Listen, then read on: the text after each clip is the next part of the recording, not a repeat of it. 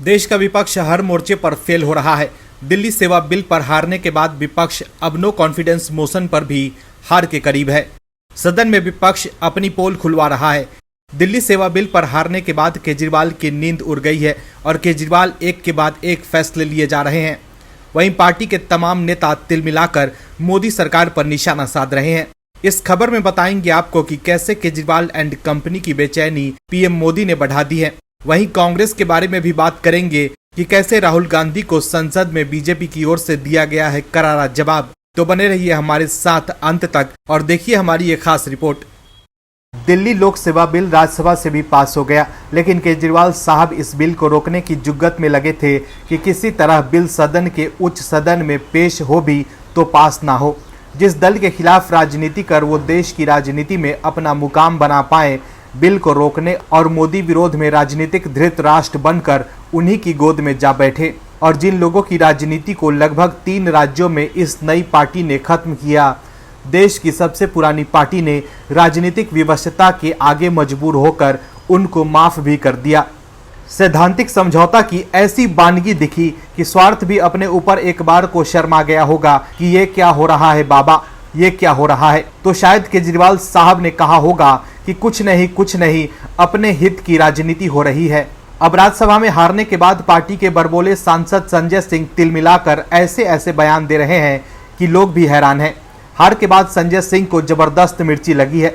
दरअसल दिल्ली लोक सेवा बिल पर वोटिंग से ठीक पहले वोट मशीन खराब हो गई और आदतन आपके नेताओं ने इस बात का मुद्दा बना दिया और आपके राज्यसभा से इस सत्र के लिए निलंबित सांसद संजय सिंह ने ट्वीट किया और लिखा कि पहली बार देख रहा हूं कि मोदी जी के डिजिटल इंडिया में संसद के अंदर ही डिजिटल वोटिंग सिस्टम खराब हो गई।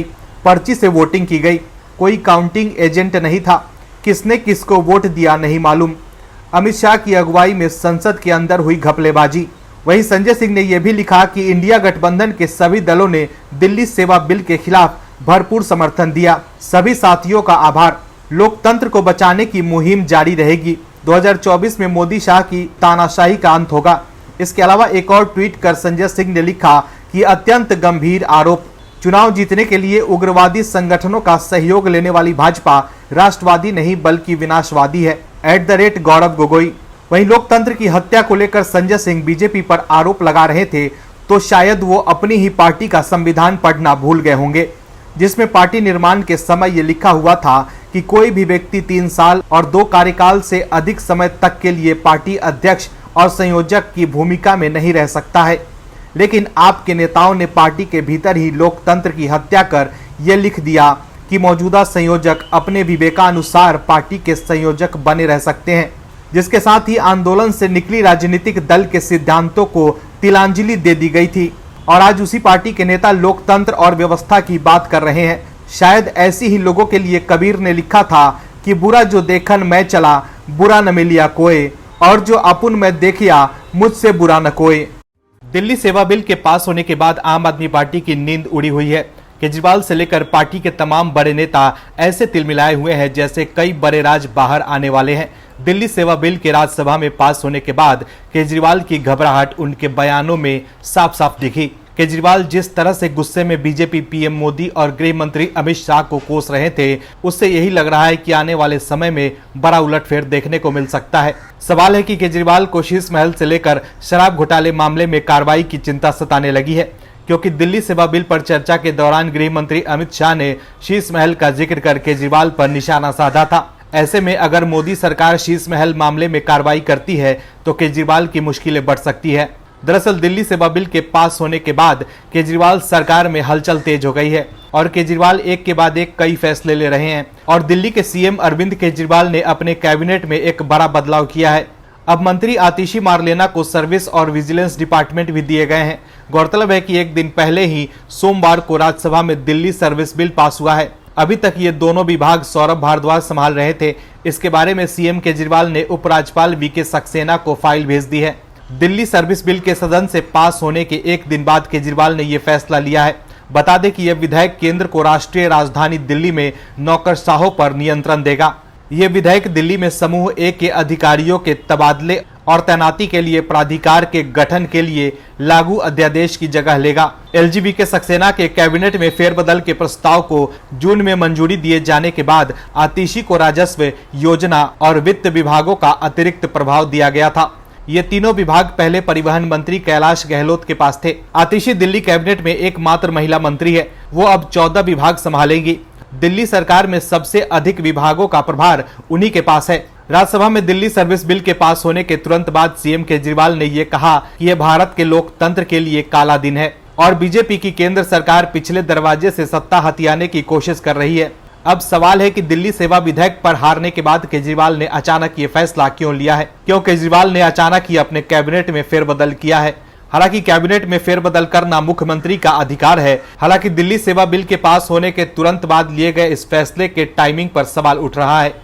मणिपुर, महिलाओं पे अत्याचार, महिलाओं पे होने वाली पीड़ा, ये इनका विषय नहीं, सिर्फ मोदी जी का नाम है तो इनको विरोध करना है, यही इनका एजेंडा बना है। ये नो कॉन्फिडेंस मोशन लाया ही इसके लिए गया था कि महिलाओं पे होते हुए अत्याचार जो हुए हैं, मणिपुर में जो अत्याचार हुआ है उसके विरुद्ध में उसके ऊपर चर्चा होनी चाहिए करके ये अविश्वास प्रस्ताव ये सदन में लाया गया है। विपक्ष ने जितने ने भी इस पे कहा है सिर्फ Modi ji is the only target, और महिलाओं पे कहीं पर भी सहानुभूति और महिलाओं के फेवर में एक भी शब्द ये विपक्ष का मुझे सुनाई नहीं दिया ये सदन में, पार्लियामेंट में। मैं पूछती हूं कि राजस्थान में जहां पर विपक्ष की सरकार है, जब एक लड़की के साथ इतनी बुरी तरीके से व्यवहार होता है, अत्याचार होता है, तो विपक्ष का डेलीगेशन आज तक राजस्थान क्यों नहीं गया? विपक्षी गठबंधन I.N.D.I.A. के लिए कुछ भी अच्छा नहीं हो रहा है। नो कॉन्फिडेंस मोशन वाला विपक्ष का दांव उल्टा पड़ता दिख रहा है, क्योंकि सत्ता पक्ष के सांसद सदन में विपक्ष की खूब धुलाई कर रहे हैं। निर्दलीय सांसद नवनीत राणा ने विपक्ष की तरफ से लाए गए अविश्वास प्रस्ताव का विरोध किया और विपक्ष पर करारा प्रहार किया। नवनीत राणा ने विपक्ष को चुन चुन कर जवाब दिया। मणिपुर के मुद्दे पर नवनीत राणा ने विपक्ष को ऐसा जवाब दिया कि विपक्ष के लिए बोलना मुश्किल हो गया है। सांसद नवनीत राणा ने कहा कि विपक्ष के जितने भी सदस्यों ने अपनी बात रखी है, उनका सिर्फ एक ही टारगेट प्रधानमंत्री नरेंद्र मोदी थे। नवनीत राणा ने दावा किया कि मणिपुर में महिलाओं के साथ जो हुआ उसको लेकर किसी ने भी सहानुभूति नहीं दिखाई। महिलाओं को लेकर विपक्ष का एक भी शब्द सुनाई नहीं दिया। उन्होंने कहा कि मणिपुर में हमारी महिलाओं के साथ जो हुआ वो निंदनीय है, सभी को इसका विरोध करना चाहिए। इसके साथ ही उन्होंने विपक्ष से सवाल भी पूछ दिया। उन्होंने पूछा कि घटना मई में हुई, लेकिन विपक्षी दलों का प्रतिनिधित्व मंडल मॉनसून सत्र के दौरान जुलाई में वहां क्यों गया? राजस्थान में जहां विपक्ष की सरकार है, वहां पर नाबालिग लड़की के साथ अत्याचार होता है तो विपक्ष का डेलीगेशन क्यों नहीं जाता है? नवनीत राणा ने कहा कि विपक्ष के नेताओं को इन सवालों के जवाब जरूर देने चाहिए। वहीं नवनीत राणा ने यह भी कहा कि महाराष्ट्र में एसटी महामंडल की महिलाएं जब अपने हक के लिए आवाज उठा रही थी तो उन्हें लॉकअप में करीब 1 महीने तक सरने के लिए भेज दिया गया था। तब ये विपक्ष कहाँ गया था? तब इस विपक्ष ने मौन धारण क्यों किया था? इनका भी विपक्ष को जवाब देना चाहिए। मणिपुर महिलाओं पर अत्याचार, महिलाओं को होने वाली पीड़ा, ये इनका विषय नहीं है। सिर्फ पीएम मोदी का नाम है तो इनको विरोध करना है, यही इनका एजेंडा बन गया है। पूरा भारत प्रधानमंत्री के साथ है। ये विपक्ष क्या नारा दे रही है कि इंडिया इंडिया इंडिया? अरे इंडिया ही मोदी जी को बनाई है, इंडिया ने ही मोदी जी को ये पार्लियामेंट हाउस में ऐसे प्राइम मिनिस्टर लाई है। आज भी इंडिया मोदी जी के साथ है। ये विपक्ष को मौन धारण किस विषय पे रखा है, इनको उत्तर देना ही पड़ेगा। केजरीवाल जी समझौता करके कांग्रेस की गोद में जा बैठे, लेकिन उनको इससे कोई खास फायदा नहीं हुआ, क्योंकि जिस बिल को पूरा विपक्ष लोकतंत्र की हत्या करने वाला बिल बता रहा था, उसे बीजेपी की उम्मीद से भी अधिक 2 वोट मिले। लेकिन संसद में आम आदमी पार्टी की तरफ से मोर्चा संभाल रहे थे आम आदमी पार्टी के राज्यसभा सांसद राघव चड्ढा। अभिनेत्री परिणीति चोपड़ा के होने वाले पति ने संसद में ऐसी चूक कर दी कि उनकी मुसीबत बढ़ सकती है और उनकी सांसदी भी जा सकती है, जिसकी भनक आम आदमी पार्टी को शायद लग गई है। तभी तो पार्टी बड़बोले सांसद संजय सिंह तिलमिला गए। क्या है खबर, बताते हैं आपको। दिल्ली सेवा बिल पर आम आदमी पार्टी को राज्यसभा में हार का मुंह देखना पड़ा। कांग्रेस, एनसीपी, समाजवादी पार्टी समेत विपक्षी गठबंधन इंडिया का हिस्सा बने दलों का समर्थन हासिल करने के बाद भी उसे झटका ही लगा। इसके साथ ही अब आम आदमी पार्टी के राज्यसभा सांसद राघव चड्ढा का नाम भी एक विवाद से जुड़ गया। दरअसल उन्होंने बिल को पेश किए जाने के बाद उसे सिलेक्ट कमेटी के पास भेजने का प्रस्ताव सदन में रखा था। उनका प्रस्ताव तो गिर ही गया। इसके साथ ही उन्होंने जो सिलेक्ट कमेटी का प्रस्ताव रखा था उसमें शामिल 5 सांसदों ने उन पर आरोप लगाया कि उनकी सहमति के बिना ही उनके नाम लिख दिए गए। इस पर अमित शाह राज्यसभा में वोटिंग के दौरान भी भड़क गए और कहा कि ये तो दिल्ली की बात नहीं है, अब तो सदन में भी फर्जीवाड़ा होने लगा है। इसके बाद राज्यसभा के डिप्टी चेयरमैन हरिवंश ने मामला विशेषाधिकार समिति के समक्ष जांच के लिए भेज दिया। देश में एक कहावत है कि जब अपना घर कांच का है तो दूसरों पर पत्थर नहीं मारने चाहिए। अविश्वास प्रस्ताव लाकर कांग्रेस बीजेपी को घेरना चाह रही थी, लेकिन कांग्रेस का दांव उल्टा पड़ गया। कहते हैं ना, 24 जी चले थे 26 जी बनने, दुबे जी बनकर लौटे। वही हाल है कांग्रेस के प्रथम परिवार गांधी परिवार का। कांग्रेस नेता चले तो थे मोदी सरकार पर हमला करने, लेकिन उल्टे बीजेपी ने ही सोनिया गांधी और राहुल गांधी को घेर लिया।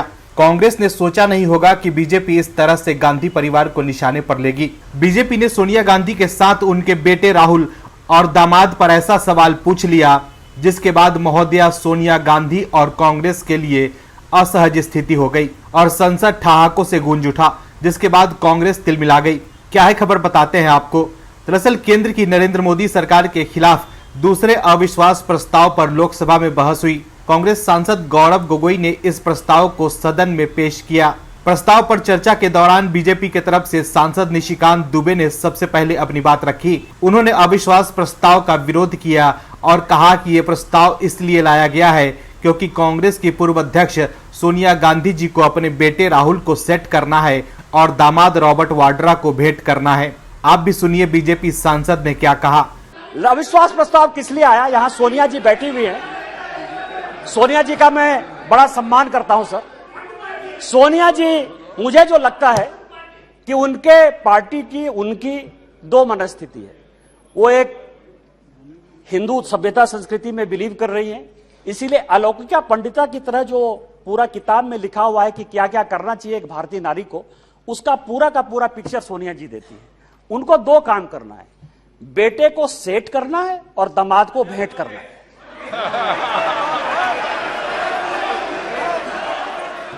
जिसका वो बोले। निशिकांत दुबे के इस बयान पर विपक्ष के सांसदों ने ऐतराज जताया। इसके बाद दुबे ने कहा कि मैं अपनी बात पर कायम हूं। उन्होंने नेशनल हेराल्ड के एक इनकम टैक्स के केस का हवाला देते हुए कहा कि अगर इसमें एक भी बात गलत निकली तो मेरी सदस्यता रद्द कर दी जाए। उन्होंने एक दामाद जी का जिक्र करते हुए कहा कि संजय भंडारी ने विदेशी कोर्ट में बयान दिया है कि मकान एक दामाद जी का है। कांग्रेस को इस बात को समझना होगा कि जब तक उनके दामन में दाग है तब तक कीचड़ कहीं भी उछले, दागदार उन्हीं का दामन होगा। वहीं कांग्रेस सांसदों ने लोकसभा में पार्टी नेता राहुल गांधी के खिलाफ बीजेपी सांसद निशिकांत दुबे की टिप्पणियों को लेकर सदन में विरोध प्रदर्शन किया और दुबे की कुछ टिप्पणियों को सदन की कार्यवाही में हटाने की मांग की। वहीं इससे पहले सोमवार को भी निशिकांत दुबे ने लोकसभा में दावा किया था कि न्यूयॉर्क टाइम्स अखबार की एक खबर में ईडी के छापे के हवाले से खुलासा किया गया है कि एक न्यूज पोर्टल को भारत के खिलाफ माहौल बनाने के लिए चीनियों से किस तरह पैसे मिले और वो धन किस तरह नक्सलियों और अन्य लोगों को पहुंचाया गया। दुबे ने आरोप लगाया कि पोर्टल का प्रमुख देशद्रोही टुकड़े टुकड़े गैंग का एक सदस्य है। इसके साथ ही उन्होंने मांग की कि चुनाव आयोग को चीन द्वारा कांग्रेस की फंडिंग की भी जांच करनी चाहिए।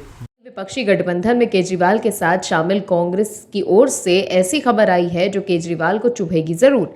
दिल्ली सेवा बिल पर हारने के बाद अब कांग्रेस ने तंज कसा और कहा कि आखिर क्यों आया ये बिल, बताते हैं आपको। अब कांग्रेस नेता संदीप दीक्षित पहले से ही पार्टी लाइन से हटकर इस मुद्दे पर बयान दे रहे हैं। वहीं अब उन्होंने अरविंद केजरीवाल को आड़े हाथों लेते हुए कहा कि अगर वो ताकत को लेकर केंद्र के साथ झगड़े में ना पड़ते तो ये बिल भी ना आता।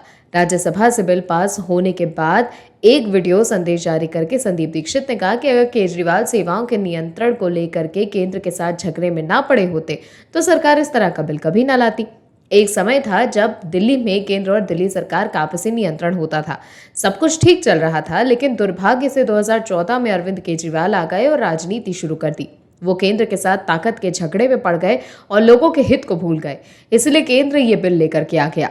नहीं तो दिल्ली के लिए इस तरह के बिल की कोई जरूरत नहीं थी।